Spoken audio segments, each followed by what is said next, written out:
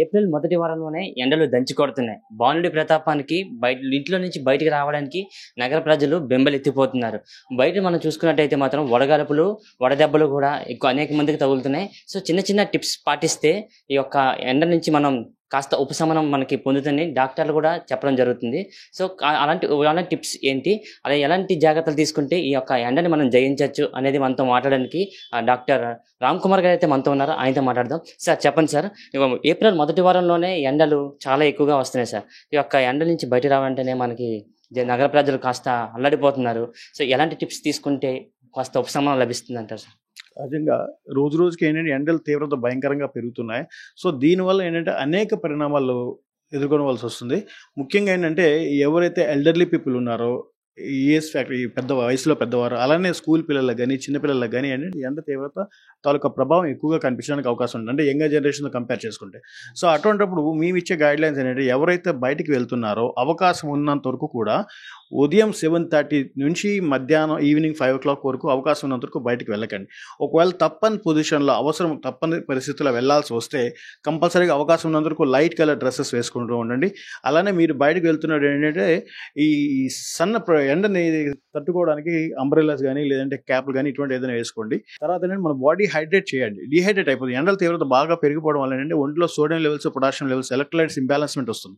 So దానివల్ల ఏంటంటే అనేక కాంప్లికేషన్స్ వస్తూ ఉంటాయి. సో అది మనం అధిగమించాలని ఏదంటే బయటకు వెళ్తున్నాడు కంపల్సరీగా సఫిషియెంట్ వాటర్ అది తీసుకోండి. దాంతోపాటు మజ్జిగ కానీ, butter milk, barley, electoral, glucose ఇటువంటి ఎంత ఎక్కువ డోస్ మోతాదులో తీసుకుంటే అంత బెటర్గా ఉంటుంది. అలాంటి డయాబెటిక్ పేషెంట్స్ ఎవరైతే ఉన్నారో వాళ్ళు కూడా చూసుకొని బ్యాలెన్స్గా షుగర్ లెవెల్స్ అవి పెరిగిపోకుండా ఉండడానికి కూడా చూసుకొని తద్దు జాగ్రత్తలు అవి తీసుకోవాలి.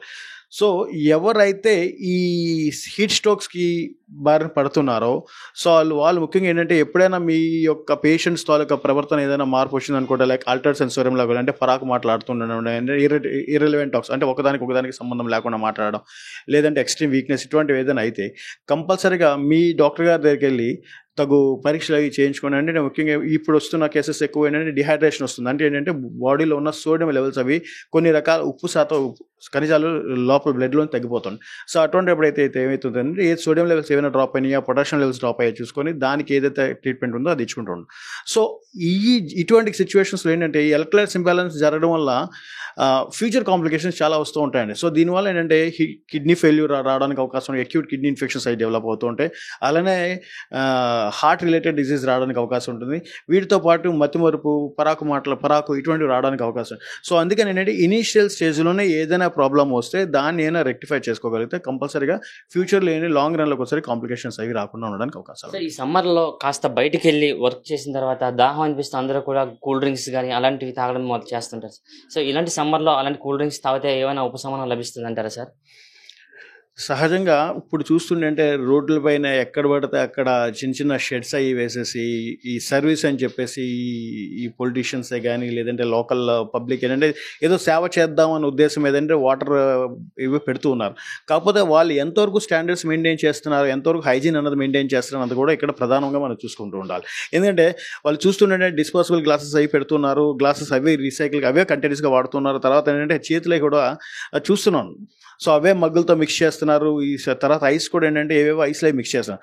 సో దయచేసి ఏంటంటే అవకాశం ఉన్నంత వరకు కూడా మీరు బయటికి వెళ్తున్నప్పుడు మీ వాటర్ మీరు క్యారీ చేసుకోవడం ఎంతైనా ఉత్తమం. లేదు ఒకవేళ కాని పక్షంలో అటువంటిది అవ్వలేనప్పుడు ఏంటంటే ఏదైనా బ్రాండెడ్ వాటర్ బాటిల్స్ కానీ లేదంటే ఏదైనా జ్యూసెస్ కొంచెం మంచి షాప్స్లోని కొంచెం స్టెరైల్ స్టాండర్డ్స్ మెయింటైన్ చేసే షాప్స్లో ఏదైనా తీసుకుంటే మంచిదని ఉద్దేశం. సార్ ఎండలో ఎక్కువ మంది కూలి వాళ్ళు ఎక్కువ పని చేస్తుంటారు సార్. అలాంటి వాళ్ళకి ఏమైనా టిప్స్ ఉంటాయా సార్? అంటే వాళ్ళు ఎక్కువ పని చేసేది ఎండ వేడిలోనే పని చేస్తారు సార్. అలాంటి వాళ్ళకి ఏమైనా చిన్న చిన్న టిప్స్ ఉంటాయా సార్? డైలీ వేజ్ లేబర్ చూస్తుంటే అఫ్కోర్స్ వాళ్ళు చూస్తే బాధ వేస్తూ ఉంటుంది. ఎందుకంటే వాళ్ళు బయటికి వెళ్తేనే కానీ వాళ్ళకి గడవని పొజిషను.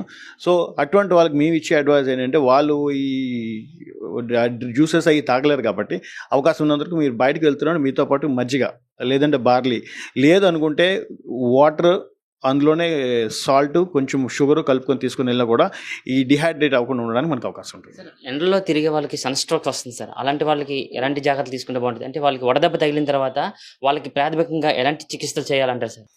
మనం ఎవరైనా వడదెబ్బ తాలూకా ప్రభావం అయినా కనిపిస్తుంది అనుకున్నప్పుడు తక్షణమే దగ్గరగా ఉన్న ఏదైనా హాస్పిటల్ తీసుకెళ్లి బీపీ అది చెక్ చేసుకొని అవసరం అనుకుంటే సిలైన్ బాటిల్ పెట్టడం కానీ, లేదంటే ఓవరాల్గా ఓఆర్ఎస్లు కానీ ఏదో డిహైడ్రేట్ చేసుకుంటూ ఉండాలి. హైడ్రేట్ అంటే బాడీలో ఎప్పుడైతే నీరు శాతం తగ్గిపోతుందో బాడీ డిహైడ్రేట్ అవుతుంది. మనం హైడ్రేట్ చేయడం వల్ల ఏంటంటే మళ్ళీ ఆ పేషెంట్ ఎవరైతే వీక్ అయ్యారో వాళ్ళకి కోలుకోవడానికి అవకాశం ఉంటుంది. సార్ అసలు వడదెబ్బ తగలకుండా ఉండాలంటే ఈ ఎండలో తిరిగినా సరే ఎలాంటి జాగ్రత్తలు తీసుకోవాలంటారు సార్? అంటే చిన్న చిన్న టిప్స్ పాటిస్తే చాలు మనకు కొంచెం ఎండ నుంచి గట్టెక్కచ్చు అనేది తెలుస్తుంది సార్. కానీ ఎలాంటి టిప్స్ చేసుకుంటే బాగుంటుంది సార్? ఈ ఎండల తీవ్రత రోజు రోజుకి గణనీయంగా పెరుగుతున్నాయి. సో అందుకని ఏంటంటే ఎవరైతే బయటకు వెళ్తున్నారో అవకాశం ఉన్నంత వరకు ఉదయం 9:30 నుండి సాయంత్రం 5 వరకు బయటికి వెళ్ళడానికి వీల్లేదు. ఒకవేళ తప్పని పొజిషన్లో వెళ్ళాల్సి వస్తే మాత్రం కంపల్సరీగా లైట్ కలర్ డ్రెస్సెస్ వేసుకుంటూ ఉండండి. అవకాశం ఉన్నంత వరకు డార్క్ కలర్ డ్రెస్సెస్ అవాయిడ్ చేయండి. తర్వాత వీటితో పాటు అంబ్రెల్లా క్యారీ చేయండి. మీతో పాటు వాటర్ కూడా తీసుకుని వెళ్ళండి. హైడ్రేట్ చేస్తూ ఉండండి. అవకాశం ఉన్నంత ఎంత ఎక్కువ వాటర్ తీసుకుంటే అంత మంచిదండి. ఇదే పరిస్థితి.